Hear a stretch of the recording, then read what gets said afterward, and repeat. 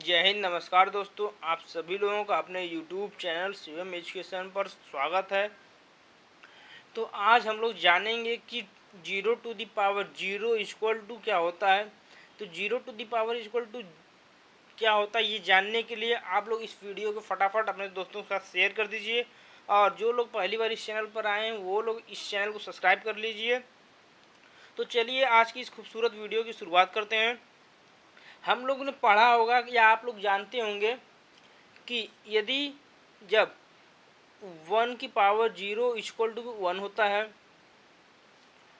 2 की power 0 equal to 1, 3 की power 0 equal to 1, 4 की पावर 0 इक्वल टू 1 और 5 की पावर 0 इक्वल टू 1।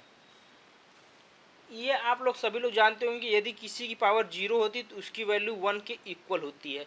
इसी तरह यदि 0 की पावर जो है 0 होती है, सॉरी यहाँ पे 0 की पावर अगर 1 होती है तो यहाँ पे 0 हो जाएगा।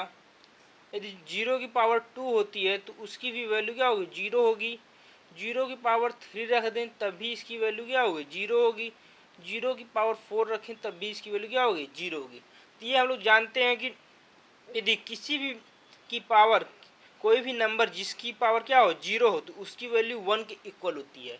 उसी तरह यदि 0 की पावर 1 2 3 4 50 या 100 कुछ भी रख दें, उसकी वैल्यू क्या आएगी, 0 के इक्वल आएगी।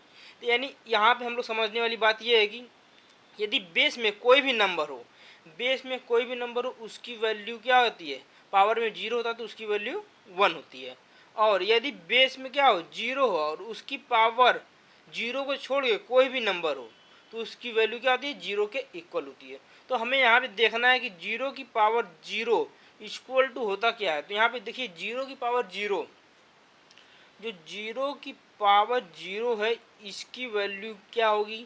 जैसे यहाँ पे ये जो बेस है, बेस में 0 है, बेस में 0 है तो ये क्या करेगा, इसकी पूरे की वैल्यू क्या करेगा, 0 करने की कोशिश करेगा। और पावर जो 0, ये पावर जो है इसकी वैल्यू क्या, 1 करने की कोशिश करेगा। यानी इसमें क्या है, दो आंसर निकल कर आता है कि जो ये बेस में जब 0 रहता है तो ये पूरे आंसर को क्या कर देता है, 0 करने की कोशिश करता है।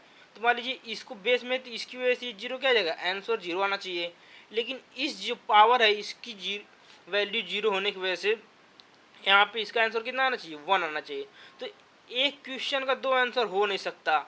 इसलिए जो मैथमेटिशियन है उन लोगों में क्या है, क्लैश है। इसकी डिफिनेशन को लेकर की क्लैश है, यानी इसको बोल सकते हैं आपस में लोगों में मतभेद है, झगड़ा कि इसके लिए क्या हो सकता है। इसलिए 0 की पावर जब 0 होती है तो ये क्या होता है, अनडिफाइन होता है, अनडिफाइन होता है, अनडिफाइन है, अनडिफाइंड। ये क्या होता है, इसकी वैल्यू क्या होती है, अनडिफाइंड के इक्वल होती है। इसको हम लोग क्या परिभाषित नहीं कर सकते हैं।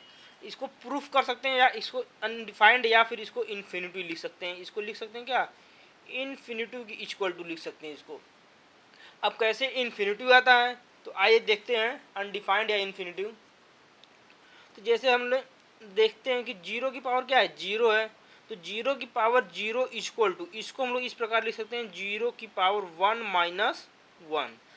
अब इसको दो भागों में लिख देते हैं।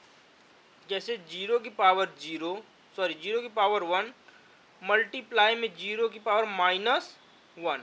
अब 0 की पावर क्या है, 1 है, मल्टीप्लाई में 0 की पावर माइनस 1 है, तो इसको प्लस करने के लिए 1 अपान में 0 कर देंगे। अब देखिए इसका वैल्यू क्या आ जाएगा, 0 अपान में 0। अब 0 अपान में 0, जब हर में जो क्या है इसका 0 है, तो जब 0 से किसी भी संख्या में भाग करते हैं तो क्या आता है, अनडिफाइंड हो जाता है या फिर अपरिभाषित हो जाता है या इन्फिनिटी बोलते हैं जिसको। तो यदि यह वीडियो आप लोगों के लिए हेल्पफुल रहा हो तो इस वीडियो को ज़्यादा से ज़्यादा शेयर कीजिए और हमारे चैनल को सब्सक्राइब कर लीजिए।